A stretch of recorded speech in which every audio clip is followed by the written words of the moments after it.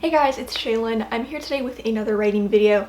Today I'm going to be talking about writing every day. If you guys watched my NaNoWriMo vlogs or my video on why I want to lose NaNoWriMo, you might know that I had set myself a challenge to write every day for November. Sometime in late October, I decided that I wanted to try writing every day for a month so that I could make a video about it because it is such common advice. I wanted to actually test it out myself, analyze it myself, see what I thought about it, and make a video about it. And then I ended up just doing that during NaNoWriMo and kind of doing an alternative NaNoWriMo where my goal was just to write every day. I still wanted to sit down and kind of chat about what I learned from that and what the takeaways were from me in terms of writing every day, because that was the point. The point was to do this for a video so I could actually just analyze this advice and see how it works for me or how it doesn't work for me. Because it is just really common advice and I thought it was worth having a candid chat about it and my experience with it, but it wasn't something that I was doing beforehand, so obviously I had to actually put it to the test. My rules for my Write Everyday challenge were that I had to write at least one sentence a day. It could be for any project. My last rule was no allowances, and then I said in brackets, unless you're dying or something. It was really important for me for this challenge that I had a no allowances rule. It would have been really easy for me to come into this and be like, oh, I'm gonna write every day, but I don't have to, and if I don't feel like it, I'm not gonna make myself. It was really important for me to actually test this, that I made sure I actually did write every single day. And I did. I wrote every day for the month. I want to then talk about what I was expecting. So I'll be honest, this challenge proved me wrong. I was expecting to not like it. I was expecting to come on here in this video and basically be like, so, breaking news everyone. I tested write every day. I wrote every day for a month. The advice that they're always saying you have to do, I tried it, it didn't work for me, it was bad, these are all the reasons why it was bad. I was literally expecting to not like it. I was wrong. We'll get to that in a minute, but my expectation was that it would actually be worse for me than it was good. I wasn't expecting it to be torture, but I was expecting honestly to have more pros and cons and to leave the month basically being didn't work for me. And I think part of the reason I felt that way is because I feel like this is one of those pieces of advice that is pushed really aggressively sometimes, and that bothers me. If you guys have watched my channel before, you know I'm very, my big philosophy and what I talk about a lot is there's no wrong way to write a book. There's no right way to write a book.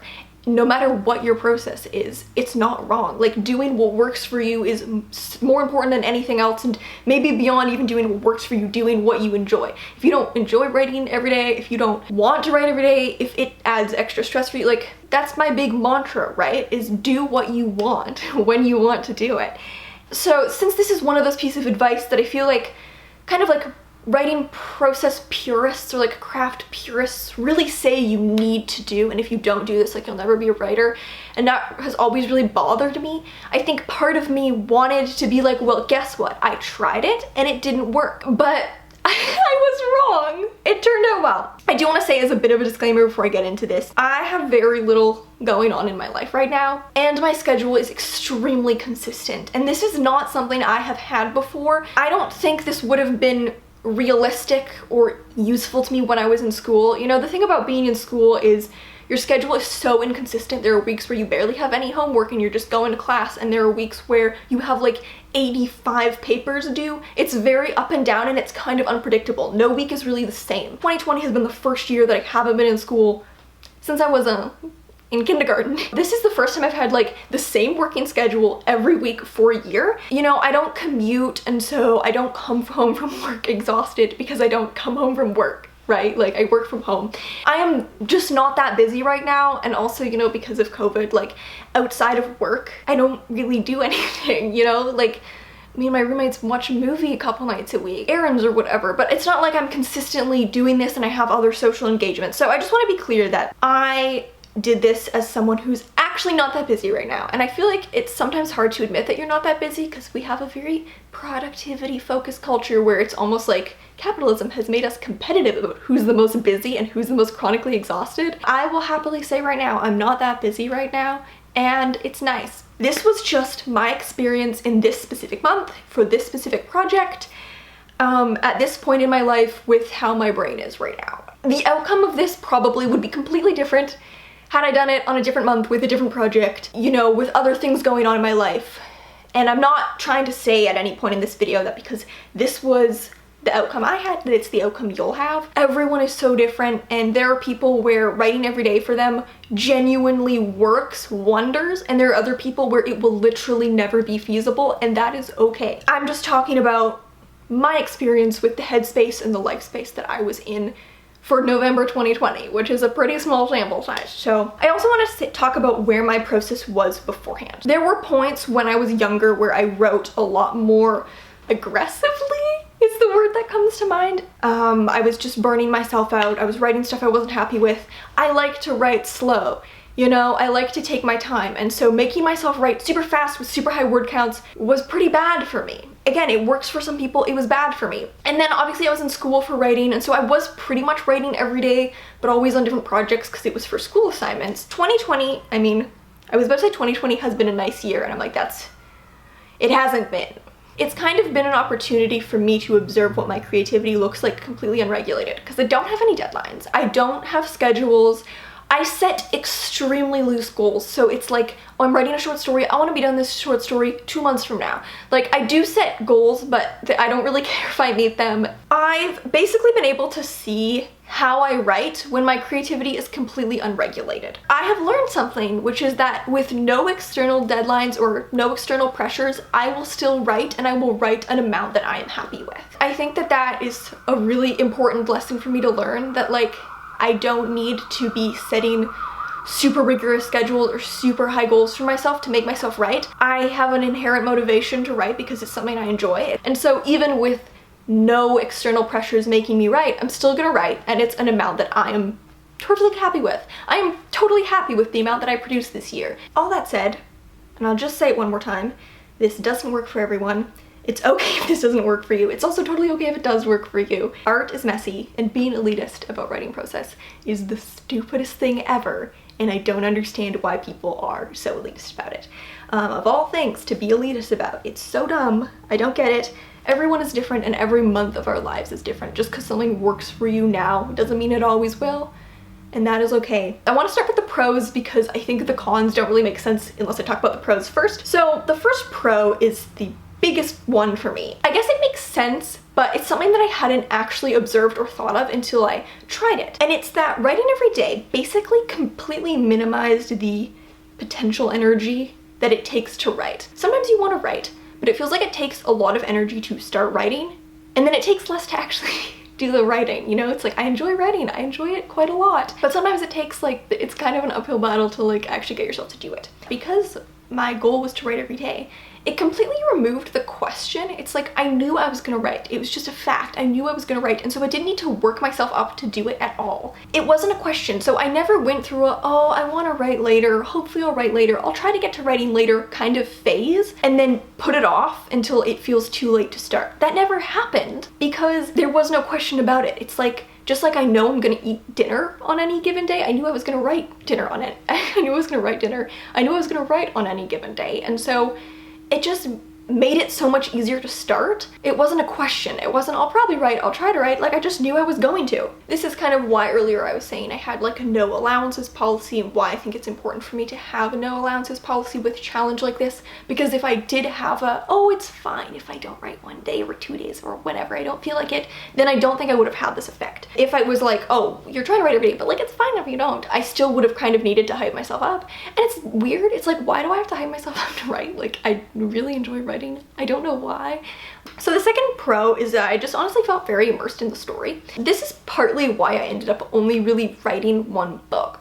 Partly it's because it was NaNoWriMo, and I guess that makes me want to only write my NaNoWriMo novel so I can see my little progress bar climbing. The thing that I had been struggling with this book since I first started writing it is I hadn't really felt that immersed in it, and that was kind of disappointing. I was craving that sense of immersion that I would normally get when I'm writing something that I hadn't felt with this book. I felt really immersed in the story, and I was really excited to work on it every day. And that kind of leads to like my third point, which was that this was honestly really good for my mental health. I felt productive.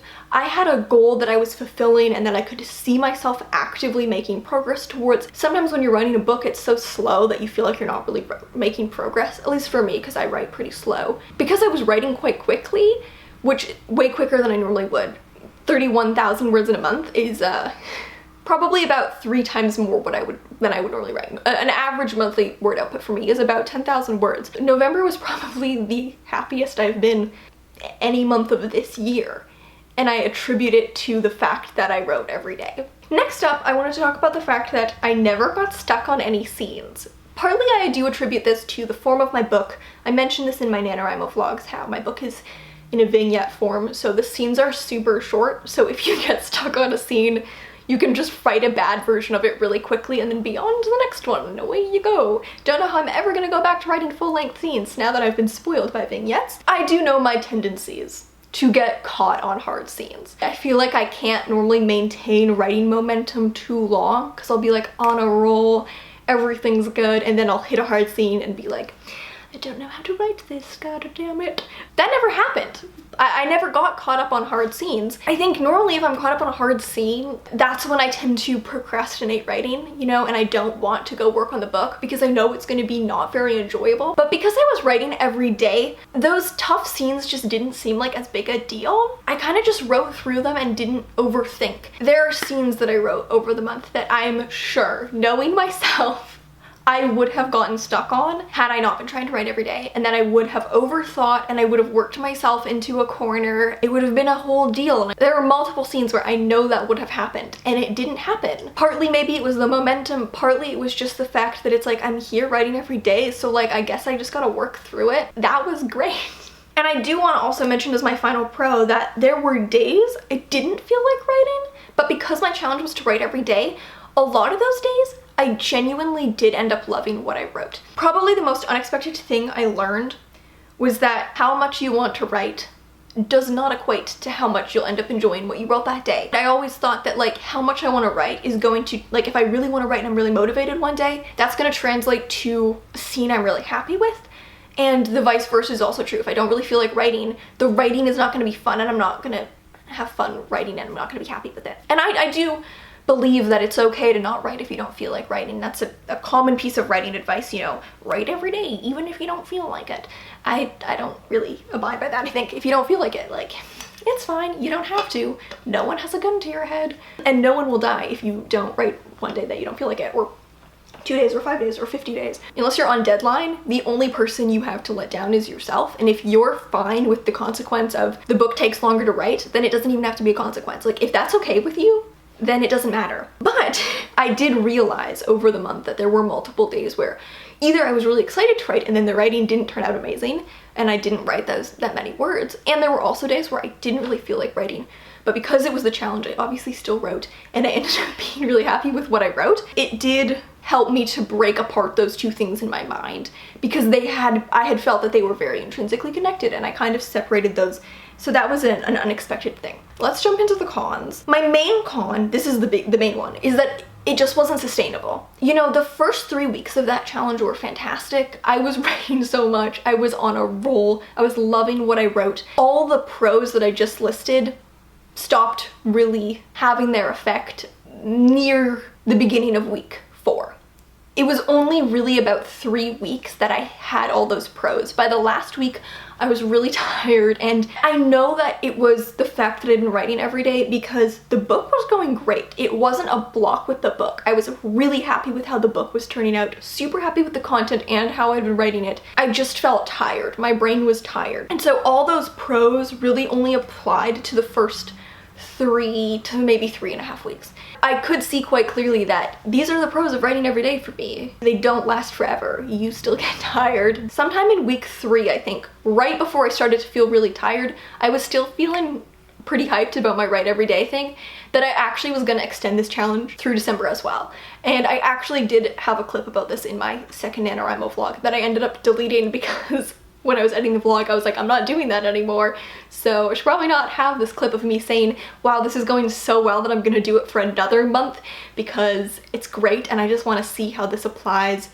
Well, because for the sake of the experiment, you know, for this video, this was an experiment, a writing experiment, which this is not a very extreme writing experiment. People do way more extreme writing challenges and experiments than this, to be clear, but anyways. I'm not trying to say, whoa me, so extreme, I wrote every day for a month, whoa, who am I? No. But it was going so well that I was like, I want to do this in December too, because, you know, I saw how this worked during NaNoWriMo, but I want to see how this works when I'm working on a bunch of different things and what the difference is. And then like 2 days after I filmed that clip, I was like, I am too tired. That is not happening. The last few days of NaNoWriMo, I was super tired. Most of these cons, to be honest, apply to that last week. But the next con is that I just started enjoying my writing sessions less and less. You know, the first 3 weeks, part of what was so great is that I was just really enjoying my writing session. It was something that I looked forward to every day, and it was really having a great effect on my mood because of that. I started to just not really enjoy the writing sessions that much. And also, my next con is I wasn't writing as much in a session. Obviously, I wasn't reaching for any kind of word count goal, and even when I write, normally I don't have any kind of word count goal, but I still have an awareness of what a normal or average day of writing is for me. And on a normal or average day of writing, I probably write 800 to 1400 words. Near the end, the amount I was writing per day was just consistently less than I would write outside of NaNoWriMo. I was kind of like, okay, what's the point of this anymore? Like, I'm not actually writing more. I could be producing the same amount of words this week if I just wrote 4 days, but had more energy on those days, and I would enjoy the writing sessions more. And so the fact that I was consistently clocking in less than my average outside of NaNoWriMo was a sign to me that this was becoming less effective, because earlier in the month, sure, there were days I wrote less. There were days where I wrote like 400 words, but there were also days where I wrote, you know, quite a lot, like over 2,000 words. And there were some great days in there. It started to wane to the point where like all the days were kind of just weak days of writing. None of those writing sessions really felt like satisfying to me, because for me, my average day of writing is, you know, minimum around 800, and if I write less than that, usually it just doesn't feel like a satisfying or complete writing session. I just feel like I didn't really get out of it what I wanted. I don't force myself to write to that amount. I just know that if I write less than around 800 words, I kind of just feel like, I don't know, like I didn't get enough out of the story as I would like for it to be. And it's not related to word count, it's related to like the feeling that, I don't know, that doesn't really make sense. They just weren't very satisfying writing sessions because I was only writing like, you know, 400, 300, 200 words. This is another con that is like kind of contradictory to the one beforehand. At the same time, I also kind of felt like a runaway train. I was writing way more than I was expecting to write. And I think this had more to do with the fact that it was NaNoWriMo than that I was necessarily writing every day. I started writing so fast that it was like kind of scaring me. That sounds weird, but I talked about this in my vlog. I like to really savor the first draft stage, and there are a couple reasons for that. First of all, it's just really enjoyable. I like to immerse myself in it. It's my favorite part of writing a book, so I'd rather take my time with it. That's why I didn't have any word count goal. I didn't want to write 50,000 words because I knew I would actually regret it if I wrote 50,000 words in a month. Looked back and was like, man, almost my whole book just in that 1 month. Like I didn't get to actually like live that and just like be immersed in that for as long as I'd like to. Because I was writing every day, it's like I actually built up more momentum than I would want, and I felt like I couldn't slow down. I'm actually writing too fast to the point that I want to write slower than this. For me, normally I would really like edit as I go, read over things. I much prefer the first draft stage than the editing stage, and so I would rather wrap up as much of the editing as possible in the first draft stage. Like if you look at my NaNoWriMo graph, there's a steep drop off at the halfway mark where I actually made myself start writing slower and writing less per day because I was like scared that I was gonna write my whole book in like 1 month, and I didn't want that to happen. I know it's counterintuitive. And then as a final con, this one is really circumstantial, and it's because of the specific constraints of NaNoWriMo. I found it hard to pry myself away to work on other projects. You know, because I was doing NaNoWriMo, I had my little NaNoWriMo graph progress bar. I wanted to work on that book every day. Even though I'd said at the start of the month, I can work on anything as long as I write every day. It didn't feel like I'd written, like I'd checked my write for the day if I didn't work on my nano novel specifically. There were a couple days where before I wrote my nano novel, I worked on a short story. I think only 2 days. And both those days, I still felt like I hadn't written because I hadn't written my NaNoWriMo novel. So I found it really hard to pry myself away and work on other things when there actually were other things I wanted to do, and now I'm doing them now in December. But that was just a specific nano thing because of all my weird NaNoWriMo monkey brain instincts that I built up from doing NaNoWriMo like really aggressively as a teenager. I don't think that that would have been an issue had I not been doing this during NaNoWriMo, but I also think I would have felt less motivation to write so much had it not been NaNoWriMo because, again, monkey brain NaNoWriMo instincts kick in and are like, you must write so much, you have to write every day, you have to win. And I was like, those are the pros and cons I found from writing every day. Writing every day is great for me. It is a great tool for me, but it has to be done in specific focused periods of time. And it's definitely something I would implement again. I could totally see myself doing another write every day challenge. I would probably do it for a period of 3 weeks because I've learned that's about how long I can write every day. I was trying to write every day back in like September, and it was also going really well, and about 3 weeks in, that's when I started to get tired. And so now I've had 2 instances of that where I've noticed I can write every day for about 3 weeks before it starts to lose all the benefits. So yeah, basically what I've learned is it's great for as long as it works. I have to listen to my brain though when it starts to get tired and allow myself to have those breaks. I've noticed that I do work in bursts. I write a lot and then I don't really write that much, and then I write a lot and then I don't really write that much for a couple weeks, and then a couple weeks, and then a couple weeks, and then a couple weeks. So this was a great peak, and then it's going to translate to probably a bit of a rest period. I think this is a great way to make the most of one of those creative peaks. I hope that was somewhat interesting. Obviously this was super personal, and I was just talking about how I personally felt about it and what the personal benefits and drawbacks were for me. They might be totally different for you, so I would love to hear your experience with writing every day if it's something you've tried, because obviously these things work differently for different people. I've said it like 5 times, but it's important to remember to do what works for you. No one can tell you what does or doesn't work for you in terms of your writing process, especially if they don't know you. If any like writing guru or blog or anyone, even if they're a famous author, even a famous best-selling author says, you know, any aspiring writer should write every day, if you know that doesn't work for you, you don't have to do it. It might work for them, it doesn't work for everyone. I also do think that it's always worth trying new things. I am someone who has changed my writing process a lot in my life. I always learn things that surprise me. Like I started writing novels when I was around 13 and I didn't outline them. And then I started outlining and I was like, whoa, revelation, outlining is amazing. And now I've gone back to discovery writing. Having tried different things is what helped me eventually learn what the best way to write is for me. I wouldn't have been able to learn that if I hadn't tried new things. So I do recommend trying new things. This was way more effective than I thought it was gonna be. Like I was such a like party pooper going into this. I was like, I'm gonna hate this. It's gonna suck. I'm gonna be super tired and I'm not gonna be motivated. And then it was awesome. For the most part, it was great. 3 weeks of fantastic writing. It is worth trying new things. And if they don't work for you, now you know that they don't work for you. That's all I've got for this video, guys. Thank you so much for watching. If you have any questions, you can always send me an ask on Tumblr, and I'll see you in another video. Bye.